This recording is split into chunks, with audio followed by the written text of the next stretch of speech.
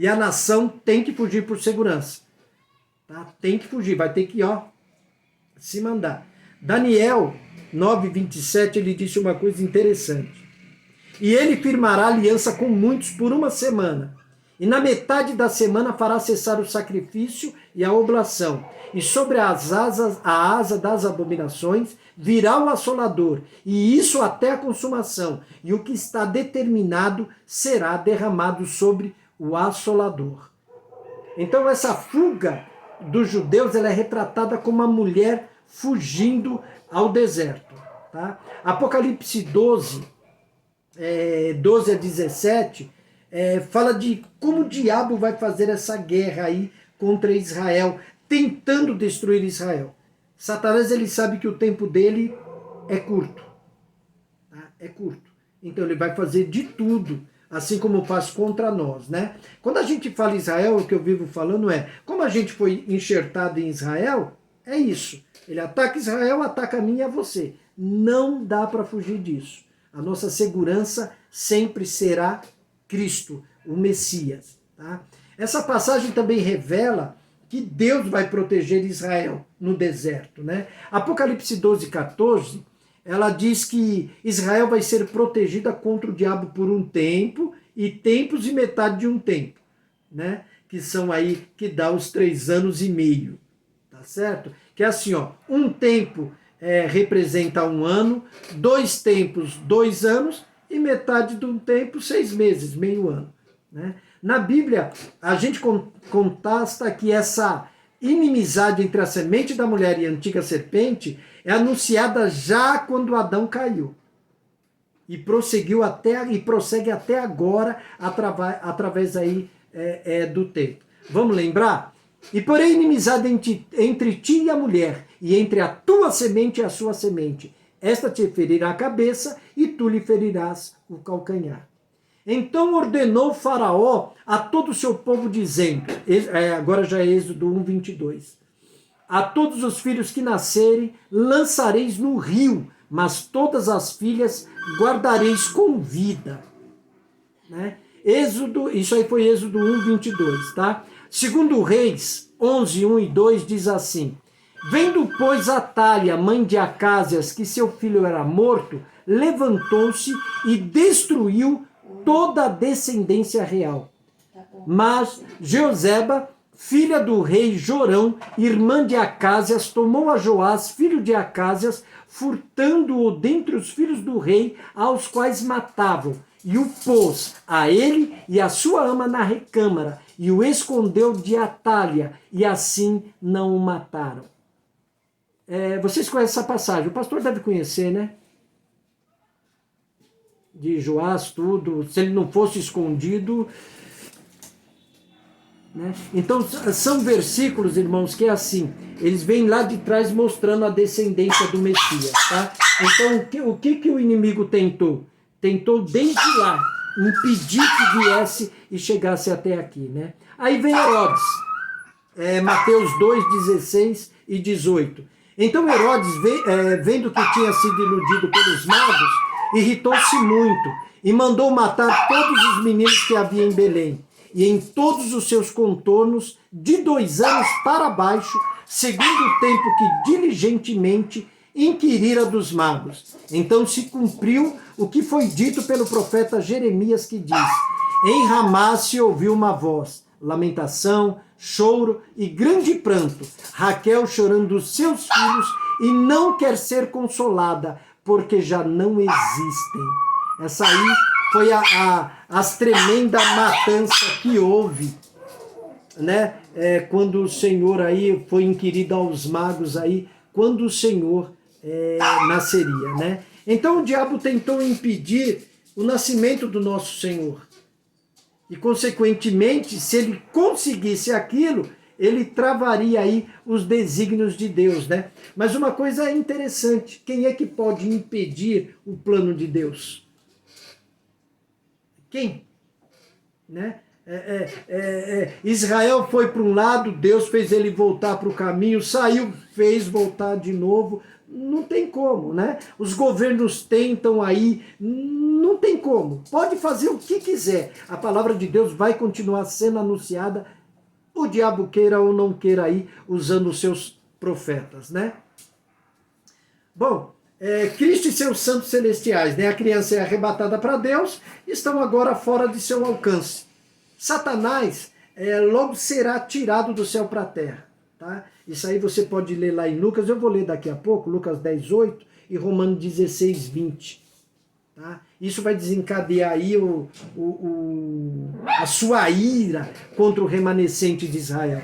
Ó, Lucas 10, 18 diz assim: e disse-lhes, eu via Satanás como um raio cair do céu, e o Deus, Romanos 16, 20, e o Deus de paz esmagará em breve Satanás debaixo dos vossos pés. A graça do nosso Senhor Jesus Cristo seja convosco. Amém. Olha só que palavra maravilhosa, né? Paulo já esperava naquele tempo que isso acontecesse, né? E está mais próximo de nós, né? Então a característica desse remanescente aí são os que guardam os mandamentos, que é o versículo 17 aí de Apocalipse 11, o versículo 17, parte B, né? Todos os que obedecem os mandamentos de Deus e se mantêm fiéis no testemunho de Jesus. Tá certo?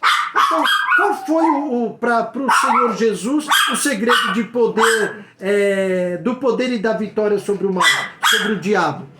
Foi a palavra, né? Foi a palavra de Deus. É ter a palavra de Deus habitando no coração. Que foi isso que ele disse, né? Que aquilo não seria, que ele não escreveria mais em pedra, mas no coração, né? Que colocaria no nosso interior essa palavra. Pastor, pode ler para nós aí? Tá com a Bíblia aí, pastor? Tá? Salmo 17, 4, por favor. Sua mãe saiu?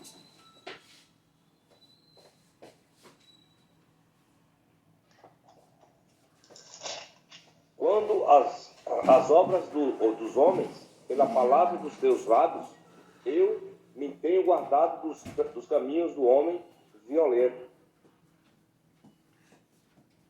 Só um? Só esse. Só esse. O meu aqui, ele está do destruidor, né? A pessoa violenta, né? Ó, quanto ao trato dos homens pela palavra dos teus lábios. Ó, coisa perigosa é isso, né? Me guardei das veredas do destruidor. Olha, o que está dizendo que destrói aqui? A boca, a língua, os lábios. A nossa boca, ela tanto pode ser uma coisa de bênção, como uma fonte de destruição. Né? Isso aí... Pode falar, pastor. Diabo da língua, né? Um pequeno membro. Exatamente. Mas que vai levar Que contamina o corpo inteiro. Vai levar para o inferno, não tem jeito. Né?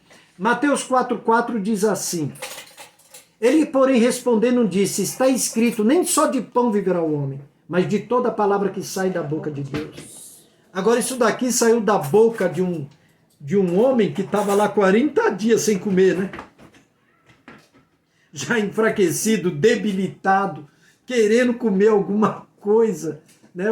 O que só tinha pela frente lá era areia. Mas mesmo assim, ele não se entregou à tentação, né? Ele não se entregou àquela coisa de fazer um milagre, fazer alguma coisa nesse sentido. E ele usou sempre a palavra, pastor. Sempre a palavra. Sempre a palavra. Sempre a palavra. É a única coisa que realmente pode nos dar vitória, é a palavra. Por isso que a gente precisa ler, a gente precisa, assim, ó, não é só ler, né? É assim, ó, é ler, estudar, examinar, meditar, ouvir a palavra e guardar no coração, guardar no interior. Porque o que a gente precisa mesmo, né, com tudo isso, mas tem uma coisa que a gente necessita muito, é relacionar com Deus. É se relacionar com Ele. Sabe? A gente tem que buscar Deus de uma forma que, sei lá, que seja através de visão, de revelação, de um arrebatamento, mas ter uma comunhão mais forte com Ele, né? Para que aqui a gente consiga também se estabilizar, né? Tomar cuidado com aquilo que a gente ouve, com aquilo que a gente fala. É assim, essa é a nossa vida, né? Deus vai nos ajudar, Ele vai nos ajudando nisso, tá? Até, como Paulo fala, até chegarmos à estatura de varão perfeito, né? De pessoas que estejam equilibradas diante da presença dele, né? E isso daí é maravilhoso. 1 João 2,14 diz assim: eu vos escrevi, jovens, porque sois fortes, e a palavra de Deus está em vós, e já vencestes o maligno. Aleluia. Né? Já venceste o maligno. Então, quando a gente entra por esse caminho de dar ouvidos, né? A Bíblia ela foi feita para ser ouvida, né? Se a gente conseguir ouvir, né? O que a Bíblia diz? Aqueles que têm ouvido, ouça. Fala, pastor. 2 João 2,14. 2,14. Primeiro João 2,14. Primeiro. Isso. Tá. 1 João 2,14. Agora. Não tem, né? 1 João 2,14 não tem, pastor. Não tem? Pastor, eu encontrei um problema. Eu estava vendo a Bíblia aqui. Você acredita que tem um versículo que também não tem? Tem numa Bíblia. Tem até o 1 João 2,14, né? É. Não, tem 2,9. Tem 2,14. Ah, Tem. Tá na online. Tem, Na tem Bíblia sim. online. na Bíblia online, né? É. Na Bíblia Na online. minha física tem. Qual que é, né? 2,14. Escrevo a vós, filhinhos, porque conheço o Pai. Escrevo a vocês. É esse, pastor? É esse. Pai, aquele que existiu desde a criação do mundo. Escreva a vocês, jovens, porque são fortes. A mensagem de Deus vive em vocês. E vocês já venceram o maligno. Uma liga. Tem um bocado de Bíblia que tá faltando um versículo. Tem umas que tem um versículo. Tá muito estranho isso aí. Mas não tem na sua Bíblia? Pastor? É porque é online, pastor. Deve estar faltando. Ah! Estranho, né? Estranho, pastor. Bem estranho. 1 João, capítulo 2. É 1 João 2,14. Ah, não, achei, pastor. Ah! Eu já ia mandar embora essa Bíblia se não tivesse esse versículo. Pensei que ela tinha sido arrebatada antes da gente, pô, né? É porque eu uso online. Ah, tá. Então tá bom, já ficou menos preocupante agora, né? Vamos lá. A descrição, até aqui tudo bem? Tranquilo. Tá. A descrição do filho da mulher perseguida. É o Messias vencedor.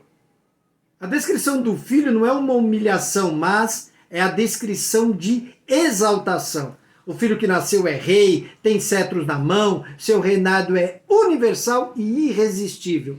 O filho da mulher é um Messias que completou a sua obra. Né?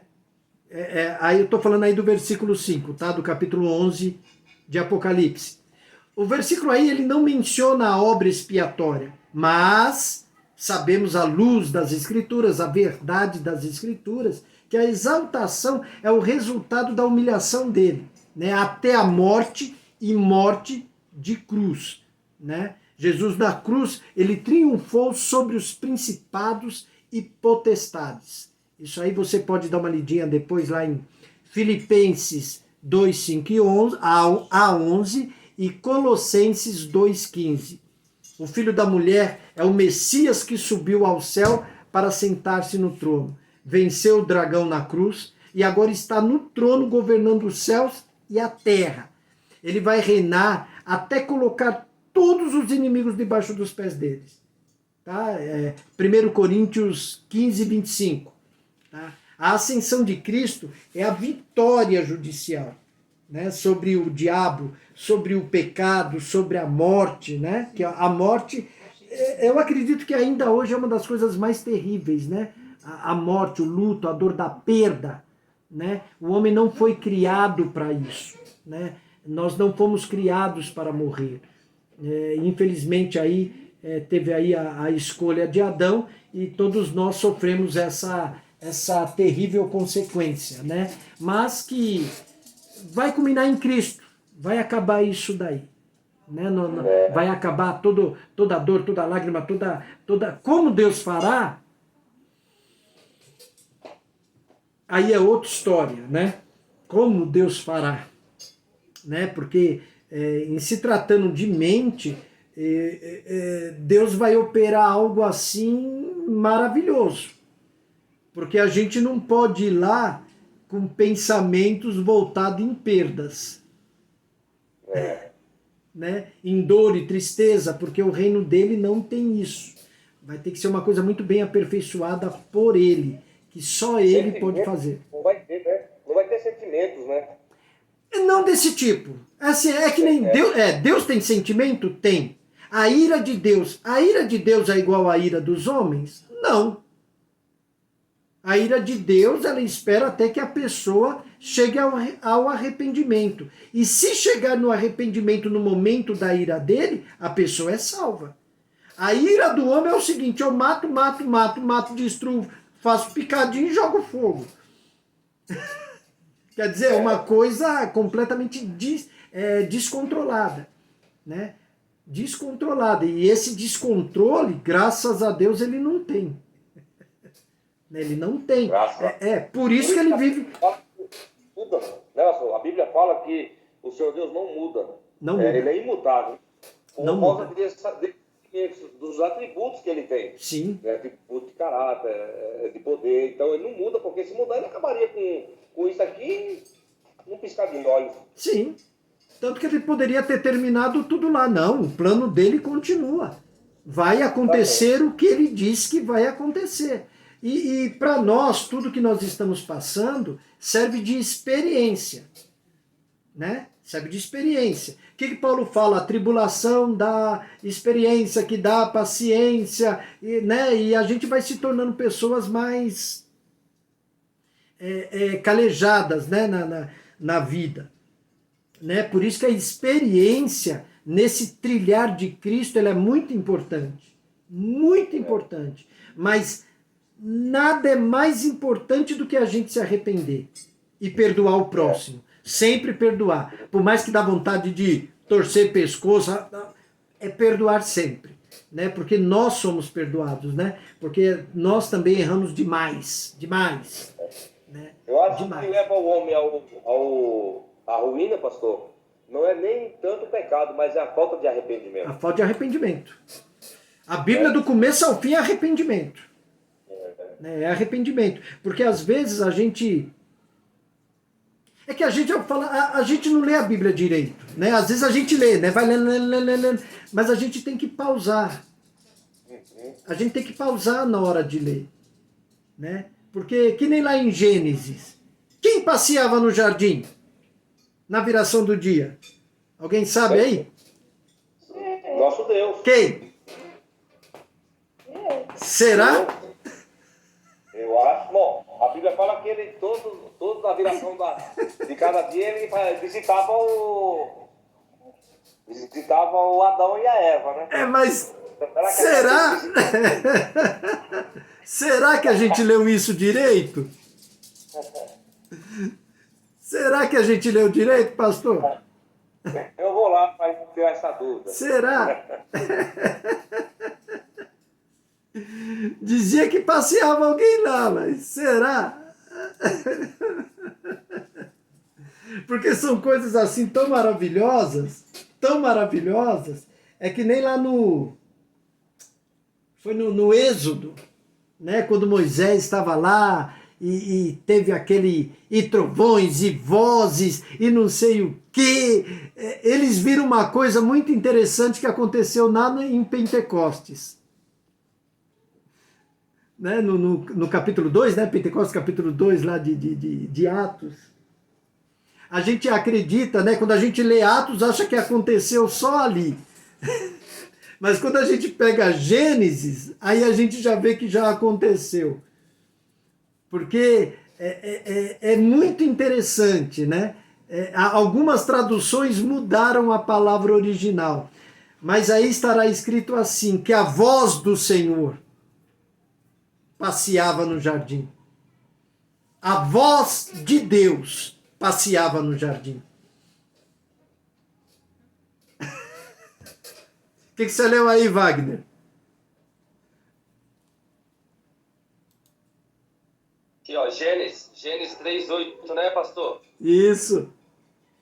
Quando ouviram a voz de Deus andar no jardim, da viração do dia, esconderam-se da presença de Deus, o homem e sua mulher. Era a voz de Deus, então.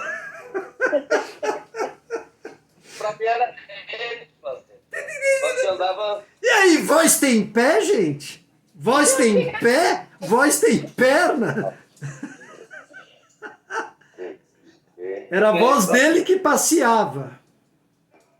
É. Lá em Gênesis, pastor, agora eu esqueci a passagem.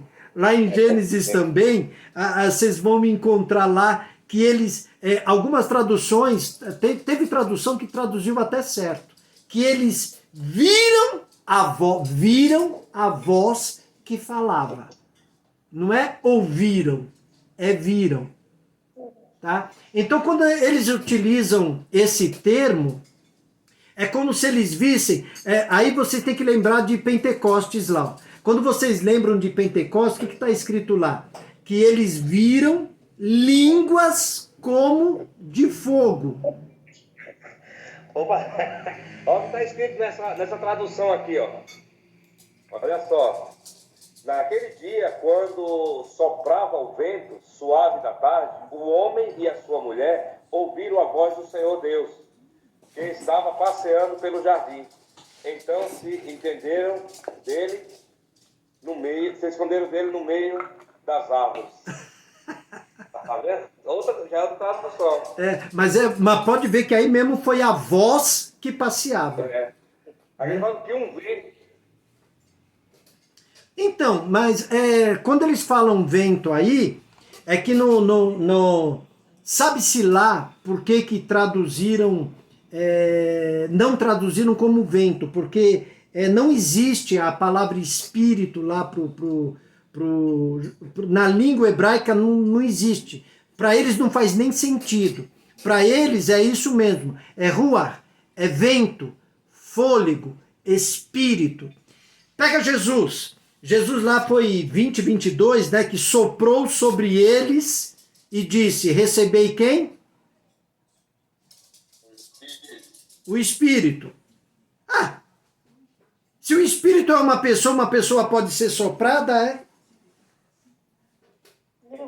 Então, quando se relaciona a Deus, Espírito, ruach, representa fôlego, vento mesmo, significa autoridade, poder, né? Então é um poder de Deus colocado dentro de nós, né? Porque primeiro que num corpo não dá para ter dois espíritos, senão um vai dominar, né? Que é o que a gente vê em espírito maligno aí, né?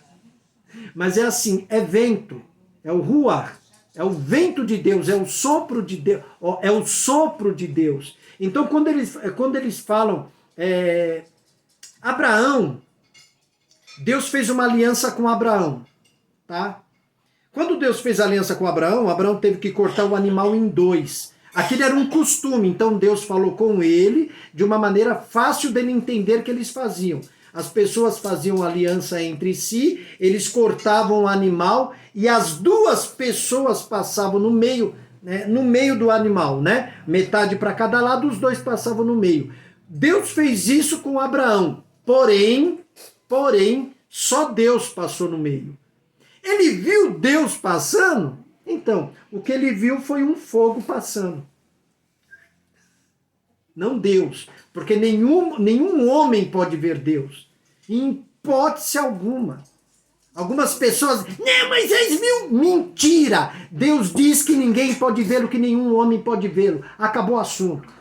Acabou, pode vir religião que for falar que viu, que não viu, não.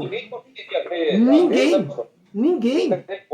Um soprinho de Deus em nós, a gente se treme todo. Uma partícula, né? Porque o que a gente recebe... aí a gente fala... Como é que é? Fala em língua, é arrebatado, tem profecia, tem revelação. Isso ali já te deixa meio tremendo. Imagina Deus. A presença dele não dava. Deus me livre. Eu quero estar livre disso por enquanto, né? Porque o nosso corpo, o nosso pecado, ele não vai suportar isso. Não tem como suportar isso. Quando vai ser transformado num corpo Aí, fora, né, pastor? aí sim. Aí aquela transformação de Jesus, né? É por isso que, vamos lá, que Marta chegou lá e não conseguiu reconhecer ele lá no túmulo. Oh, você é o jardineiro, onde você colocou o corpo dele? Já teve uma certa mudança. Os 2 discípulos no caminho de Emaús, que é isso? Estava lado a lado, ouviram, andaram com ele, não reconheceram? Alguma coisa tem, alguma transformação houve. Né? Alguma transformação houve. Então, aí Paulo vira assim, como ele é, nós seremos. Né? Um corpo glorificado. É uma outra estrutura. É um corpo já não sujeito às leis da natureza. Né? Não vai estar preso às leis naturais. Né? Então isso aí são coisas assim maravilhosas. Como é que a gente explica aquilo? O quê? Elias, quando Elias foi tomado. Então... Não é meio complicado essa passagem? Quando assim... Quando a gente vai lá atrás, não diz que ele morreu. Mas também não diz que ele foi arrebatado ao céu. Diz que ele foi elevado num redemoinho. Tá? Foi elevado. Enoque também.